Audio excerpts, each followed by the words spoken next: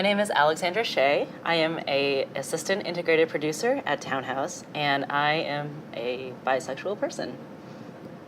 I came out in stages. I came out to my brothers in 2013 during a holiday. We were all just sitting watching television, and I told them that I thought that I liked girls. And I was in college, so they accepted it. And they were like, you know, you're in college, let's see how you are after college. I mean, I went to a #1 LGBTQ college in the country, which I'm very proud of, but like when I was there, like I wasn't bi. I wasn't bi till I left that college, really, or like maybe last year or two, but it was very hard because you have a lot of different reactions, and people think that bisexuality is, a lot of the reactions I got were guys saying, let's have a threesome, and I was like, great, that's cool, not the point.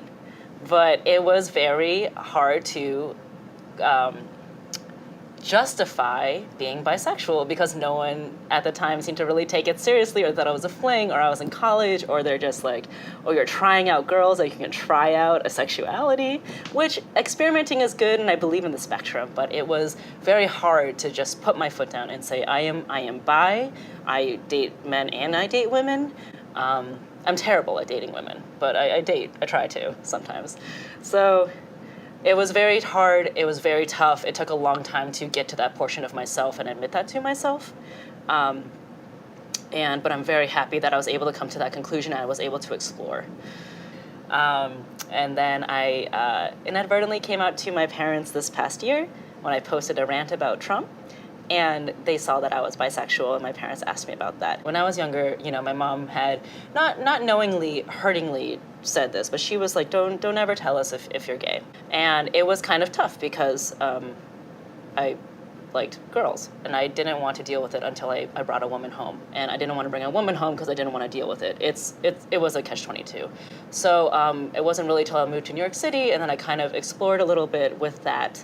And then Trump happened, and then I was like, I will be damned if some person tells me I should hide, and like, you know, I'm like, my chances of like dying are now up because people might know that I'm bi and like see me with a woman, and then they might react poorly. So I was like, I gotta be true to my parents, I gotta be true to myself. Even despite how hard it was, we had a conversation, and you know, they didn't know how to handle it, but they at least asked the question, which I appreciate. I'm generally very quiet about my sexuality in the workplace. I think generally I'm just very quiet about my sexuality with people who I don't know or people that I work with because it is very private, and also I don't want somebody to say something off kilter that they're like, you know, sometimes people would say, oh, this person is gay, maybe they have a different lens on it or something like that, and I don't feel that bisexuality, it can be very hard to be taken seriously, and I don't want that power falling into other people's minds who might not know how to handle that conversation. That being said, when I do hang out with my friends or people who might not, like I hang out with a lot of different people from all over the country, and they, when they hear that I'm bi, they're like, oh my God, it's so cool that a girl is making out with another girl. But I'm just like, oh, that's really awesome that you enjoy that, and I'm glad that you enjoy bisexuality, but it's not for you. Like, it's for me. And like reclaiming that space was really important to me because it's not about them, and it always seems to focus on the male, and I am very determined to take that conversation back and be like, okay, I'm glad that you support and enjoy this, but like, it's not for you. This is not for you. This is for me. And like changing that conversation has been really important. I believe that anything that you go through, which is tough, especially mentally, especially in determining who you are, it will make you stronger. You're going to be afraid to show it. You're going to be afraid of people's reactions. You just got to face the fear, and that will make you such a stronger person if you're able to face that fear and be able to say, you know what, I am bi, and I don't care what anybody else thinks because it's my body and it's my life, and if somebody else thinks that it's unimportant or somebody thinks that it's wrong, I mean, people are going to hate. And I just don't care if they do. I know that I'm thick-skinned, but it doesn't mean that I don't get hurt. So it is something that you do to people that you trust, and then when you have a trusting circle, you can start telling more people who you might not trust. And then that just expands your circle. You can see who the people you surround yourself with are. You give courage by being who you are, just by being who you are.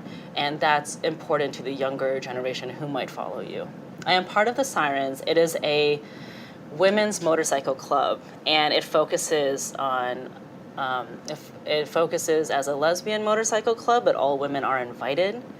And they lead the Pride Parade every year since I think 1980, 80 something, like late 80s, before I was born, or right around the time I was born. And I dressed up in a unicorn onesie. One of the other riders tried to teach me how to wear heels and ride. My heels weren't appropriate. Like they didn't work with a motorcycle. But the point is that it was such an, I have never felt such support. And it's not like I'm bi all the time at work. You know, I don't flaunt that part, but it was so amazing to have that support, and also to join a group of women who have gone through harder experiences than me and they're a group of older, mature women, and there's young bloods joining them, and they are just a supportive family in the LGBTQ community. And honestly, they are the first group that I've really joined that offered me that support system. And I was so off-put because I was alone for such a long time. And they really provided me like that opportunity to be comfortable with myself and be comfortable that other women have had these experiences. And so riding with them has been really great to just be accepted and like out in that way without having to be explicit about it, because you don't have to think what other people might think about you, and you can just be who you are. So that was really meaningful. It was so supportive. It was definitely a memory. I was really happy to be able to pledge to the Sirens, and hopefully one day I will be a member of them. So.